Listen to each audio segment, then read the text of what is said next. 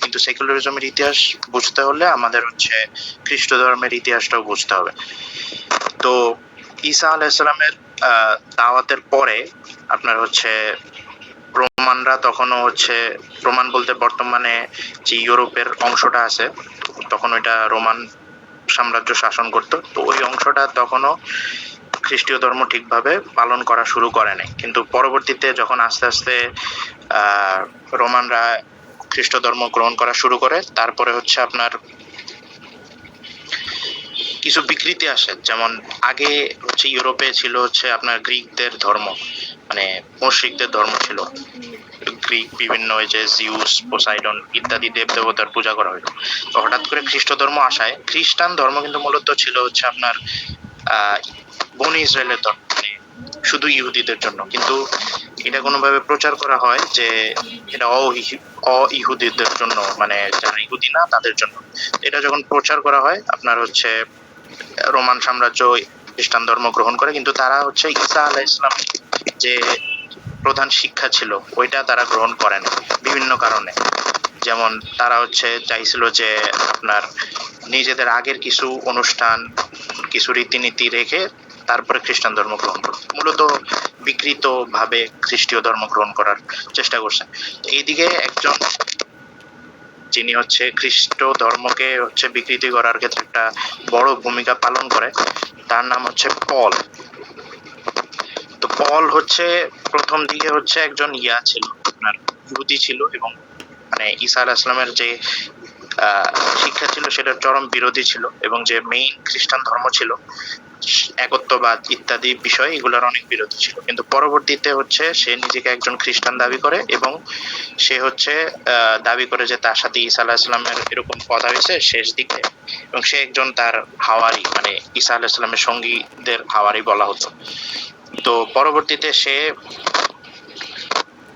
শুরু করে, এবং রোমান সাম্রাজ্যে অদ্ভুতভাবে তার প্রচারিত যেই খ্রিস্টীয় ধর্মের যেই মতবাদগুলা বিভিন্ন বিকৃত ঘটাইছে সে, সেগুলাই মূলত ডমিনেন্ট হয়ে ওঠে, এবং সেটাই রোমান সাম্রাজ্য ধীরে ধীরে গ্রহণ করে। ঈসা আলাইহিস সালামের যে আসল শিক্ষা সেটা থেকে হচ্ছে সরে আসে অনেক মানুষ, এক সময় সেটা প্রায় বিলুপ্তই হয়ে যায়। তো এইভাবে রোমান সাম্রাজ্য আপনার বিকৃত খ্রিস্ট ধর্ম নিয়ে চলতে থাকে। এখন বিকৃতিটা কোন দিক দিয়ে হয়েছে? বিকৃতিটা আসলে এমন কি যে হচ্ছে শাখাগত বিষয় হয়েছে, মৌলিক বিষয় হয়নি, বা মৌলিক বিষয় হয়েছে শাখাগত বিষয় হয়নি। বিকৃতিটা একদম গোড়া থেকে শাখাগত বিষয় সব দিকে হয়েছে। যেমন আল্লাহর একত্ববাদ, তাওহীদ, এইটার ক্ষেত্রেই বিকৃতি হয়ে গেছে। ওরা মনে করে যে ত্রিতত্ত্ববাদ, তিনজন ঈশ্বরে, মানে যেটা কোনো আসলে লজিক্যাল বিষয় না। ঈসা আলাইহিস সালামকে আল্লাহর পুত্র মনে করে এবং একটা ঈশ্বরের অংশ মনে করে, নাউজুবিল্লাহ। তো এইদিকেই যখন বিকৃতি আসে, আর বাকি বিষয়গুলো আসলে বলার বাকি রাখে না যে বাকিগুলো কেমন বিকৃত হয়েছে। এছাড়া তাদের মধ্যে অনেক ধারণা আসে যে বৈরাগ্যবাদের একটা বিষয়, যেটা মূলত হচ্ছে আগে গ্রিকরা যে দেবদেবীর পূজা করতো, ওইদিকে একটা স্টয়সিজম, যেটা হচ্ছে তাদের বৈরাগ্যবাদ ছিল, যেটা খ্রিস্ট ধর্মে চরম প্রভাব রাখে।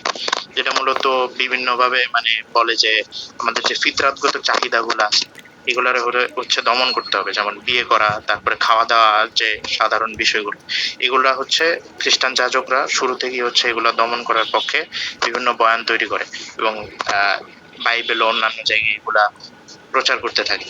আরো কিছু বিষয় আছে এদিকে, যেমন তখনকার সমাজ ছিল মূলত রাজ্যকেন্দ্রিক, বিভিন্ন রাজারা শাসক। তো রাজাদের আর যারা ধর্মীয় যাজক ছিল তাদের মধ্যে একটা গভীর সম্পর্ক ছিল, মানে তারা একজন আরেকজনকে খুবই মানে কাছাকাছি দেখতো। বাকি আরেকটা শ্রেণীকে তারা শোষণ করতো, তারা হচ্ছে যারা নিচের শ্রেণী, কৃষক, শ্রমিক ও অন্যান্য যারা ছিল।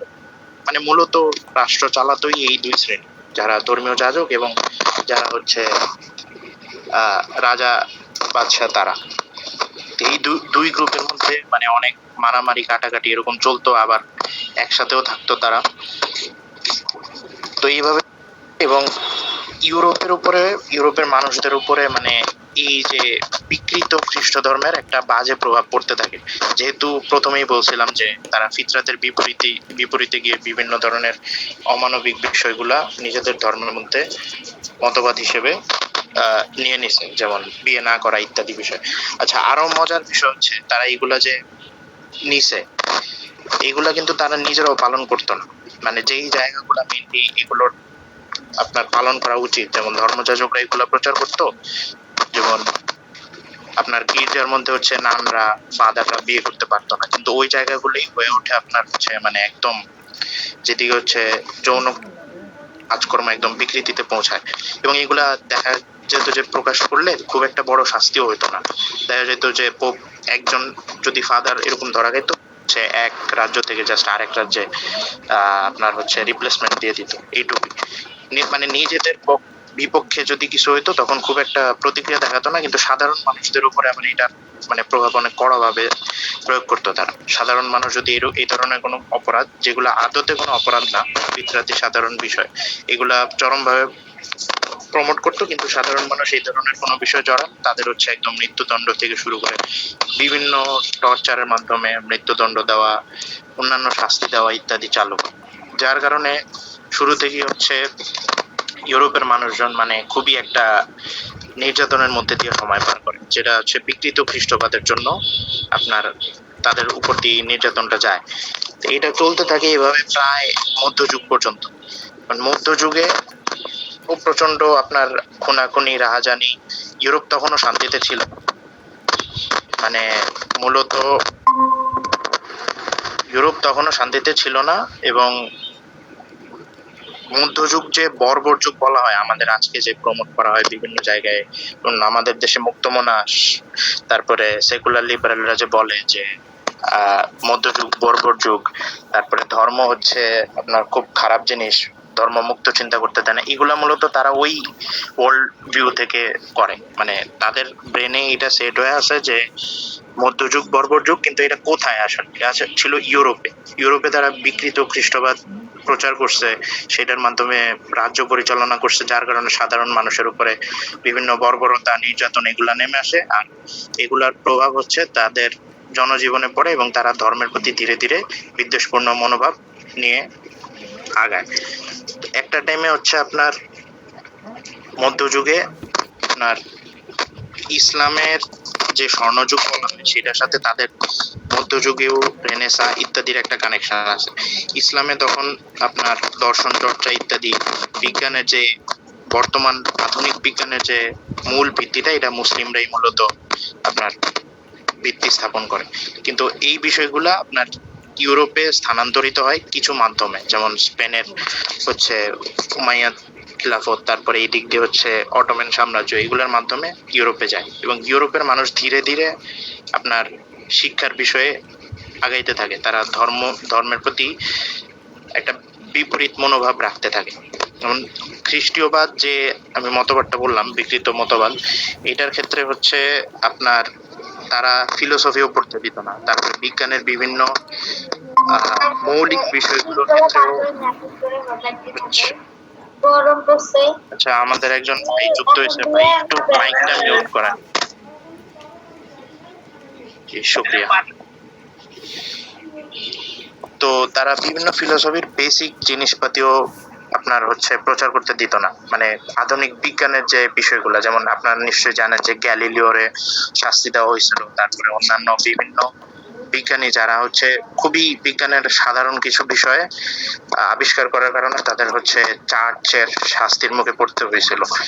তো এইভাবে তাদের মধ্যে একদিক দিয়ে হচ্ছে সাধারণ বিজ্ঞানের প্রতি, ফিলোসফির প্রতি চার্চের দমনের কারণে একটা বিপরীতমুখী পপুলিস্ট রেভলিউশন তৈরি হয়, যেটা ধীরে ধীরে মানে শত শত বছর ধরে হচ্ছে আপনার আগাইতে থাকে।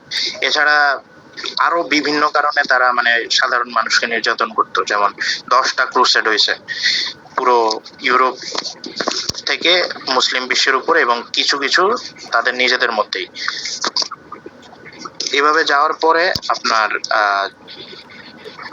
1400 শতকের দিকে একটা প্লেগ আসে। সেই ক্ষেত্রে তাদের যে প্রচার করা বিষয়গুলো থাকে, যে তারা হচ্ছে আপনার মানে চার্চের বিশপ, তারপরে ফাদারদের কারো কেউ কোনো কিছু করতে পারবে না, মানে এই ধরনের অদ্ভুত বিষয়গুলো তারা খ্রিস্টবাদের প্রচার করে। যার কারণে মানুষের মনে তখন সন্দেহ তৈরি হয় যে ফাদাররাই তো বাঁচতে পারতেছেন না রোগের কারণে, তো আমাদের যে জিনিসগুলো বলতো এইগুলা তাহলে সত্যি কিভাবে।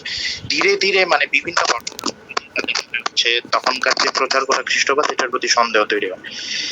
এরপরে সুলতান মুহাম্মদ আল ফাতির 1453 সালে কনস্টান্টিনোপল বিজয়ের মাধ্যমে তাদের অবস্থা আরো খারাপ হয়, এবং এই দিক থেকেই আস্তে আস্তে আসলে মানে রেনেসার সূচনা হয়, যেটা আর কি এনলাইটেনমেন্ট পিরিয়ড বলা হয়।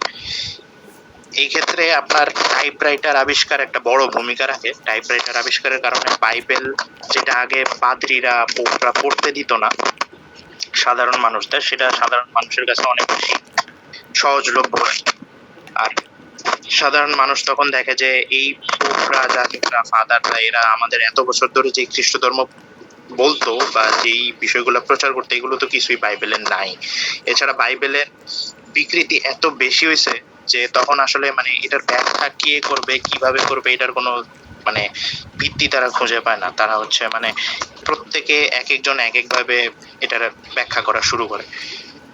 এই ব্যাখ্যার কারণে তারপরে আপনার খ্রিস্টানদের মধ্যে নিজেদের মধ্যেই বিভিন্ন ভাগ তৈরি হয়। যেমন যারা ক্যাথলিক ছিল, সাধারণত আমি যেই ইতিহাসটা বললাম এদিকে পোপদের ইতিহাস, এরা ছিল ক্যাথলিক। এদের মেইন স্থান ছিল ইতালির রোমে, যেদিকে পোপ অবস্থান করতো। আর এই পোপের প্রভাব পুরো ইউরোপ জুড়ে ছিল বিভিন্ন রাজার মধ্যে। কিন্তু যেহেতু ইউরোপের প্রত্যেকটা জায়গায় বিভিন্নভাবে এই পোপদের বিরুদ্ধে বিভিন্ন জনমত তৈরি হয়, যার কারণে আরেকটা গ্রুপের জন্ম নেয়, যারা হচ্ছে আপনার বলা যায় প্রোটেস্ট্যান্ট খ্রিস্টান।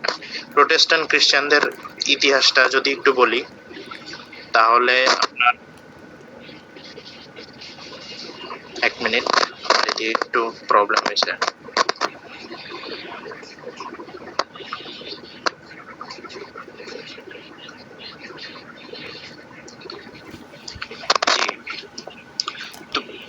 টাইপরাইটারের ইয়ের কারণে আপনার সহজলভ্যতার কারণে বাইবেলের সহজলভ্য হয়, যার কারণে হচ্ছে আপনার সাধারণ মানুষদের কাছেও হচ্ছে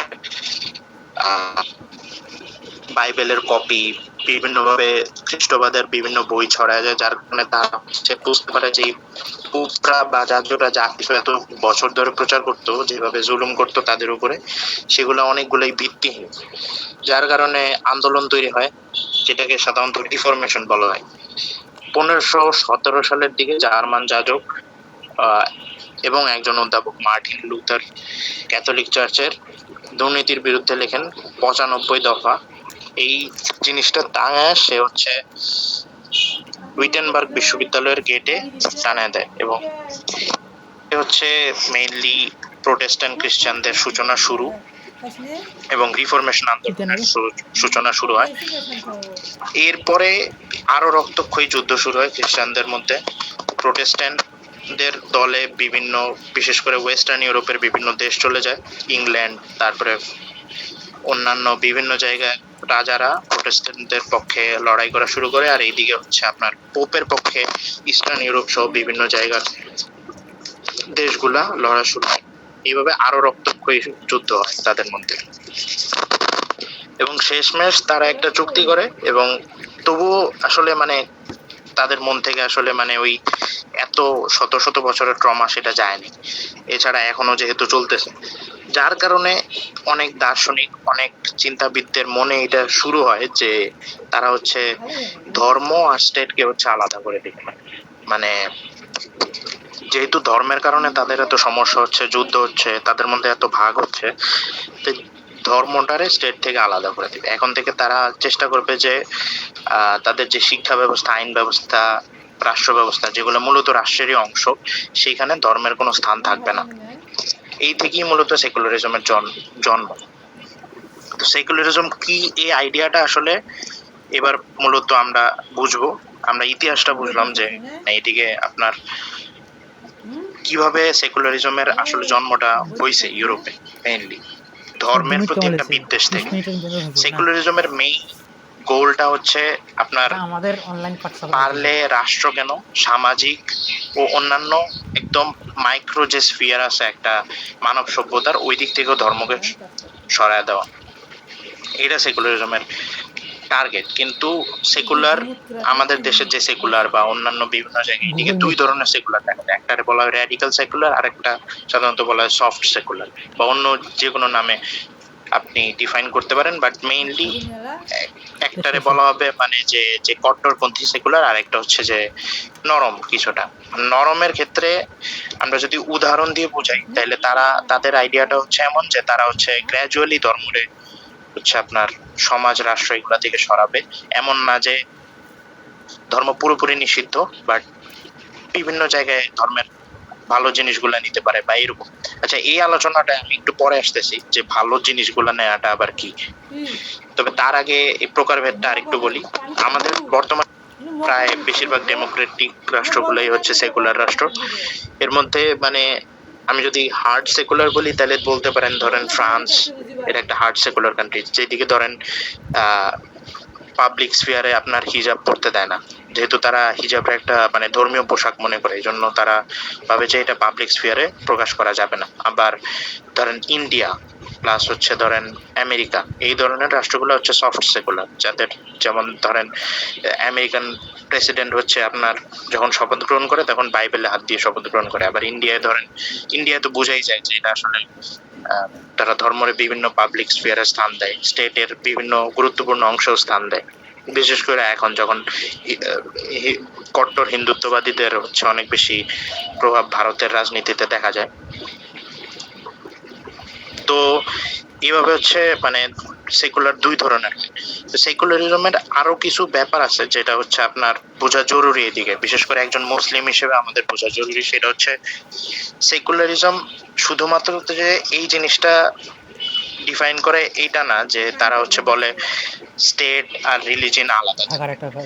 যখন সে বলতেছে যে স্টেট আর রিলিজিয়ন আলাদা থাকবে, তখন কিন্তু সে মানে ধর্মরে একটা নির্দিষ্ট গণ্ডির মধ্যে নিয়ে আসলো। মানে ধরেন আপনি একজনের নিয়ন্ত্রণ করতেছেন, তারে বললেন যে এই নির্দিষ্ট স্থানের বাইরে তুমি যাইতে দিবা না, মানে যাইতে পারবা না।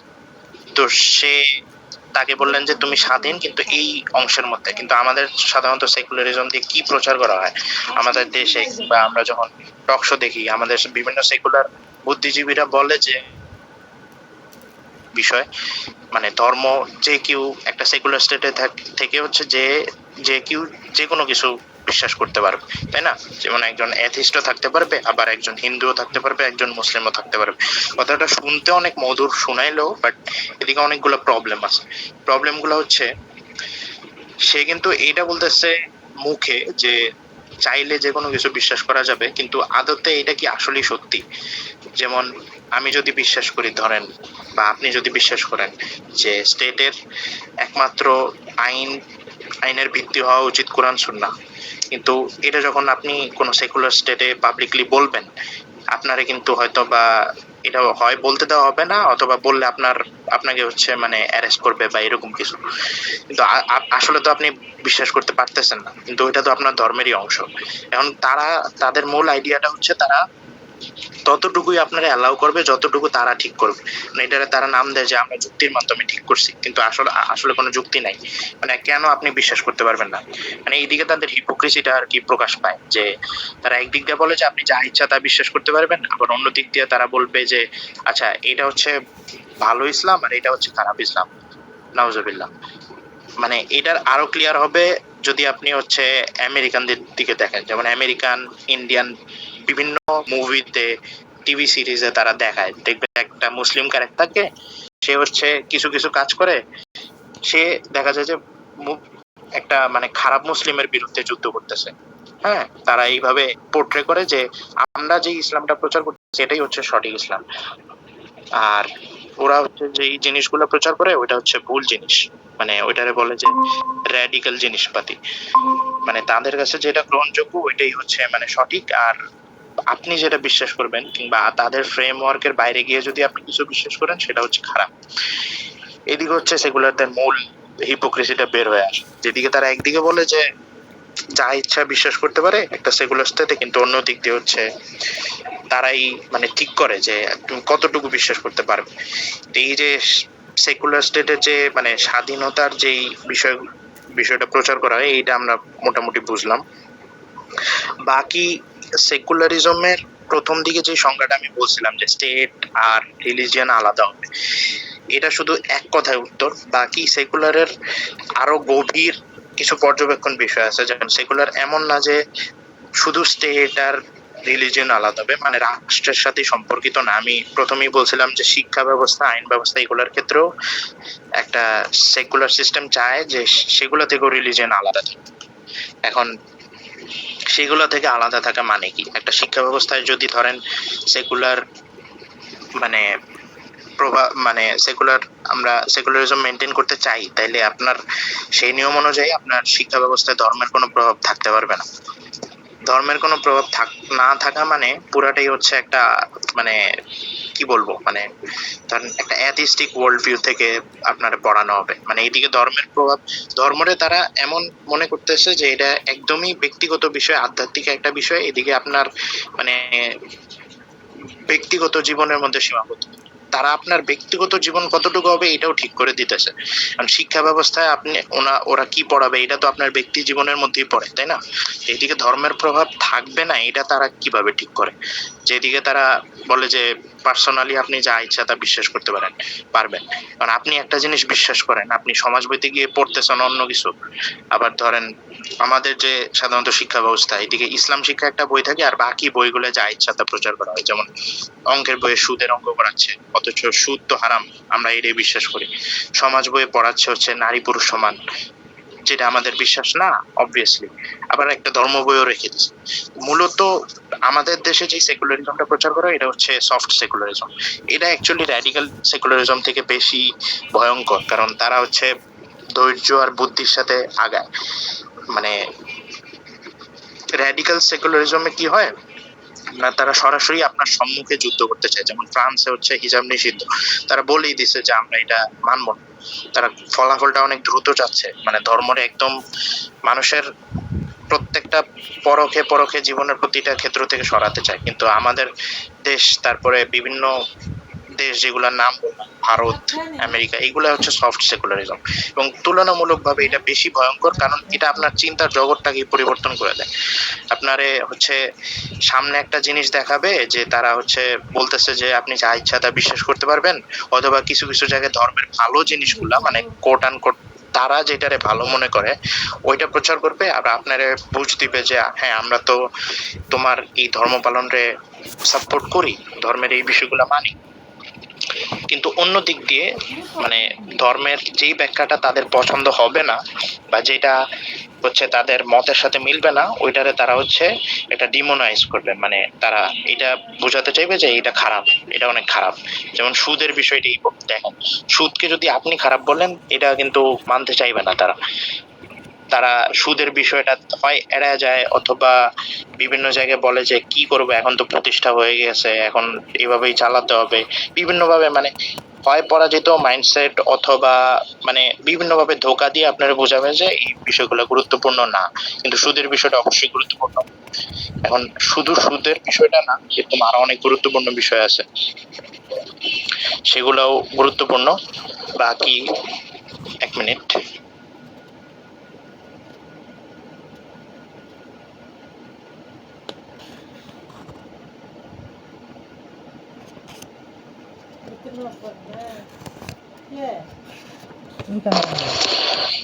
সরি। তো যেটা বলতেছিলাম, তারা হচ্ছে আপনার চিন্তা করার যে স্বাধীনতা এটার একটা গণ্ডির মধ্যে নিয়ে আসবে। মানে আপনি ধর্ম পালনে যতটুকু তাদের মতের সাথে মিলবে ততটুকু আপনি পালন করতে পারবেন, এর বাইরে যদি যায় তারা এটারে বলবে যে এটা খারাপ, এটা র্যাডিক্যাল।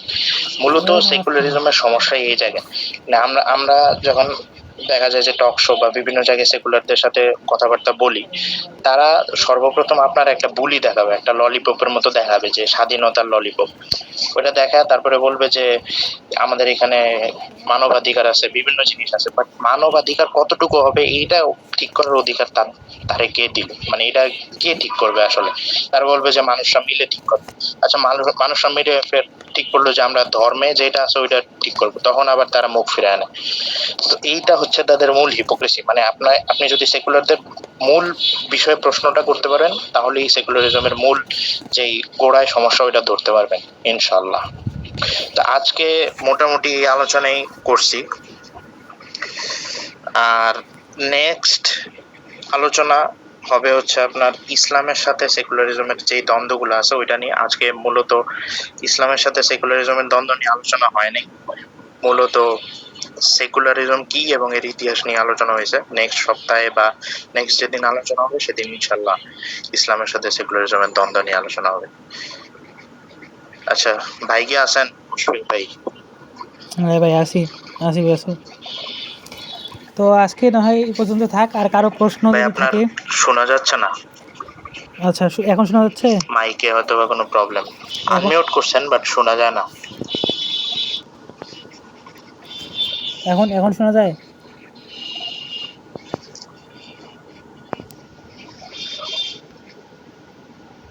এখন শোনা যায়?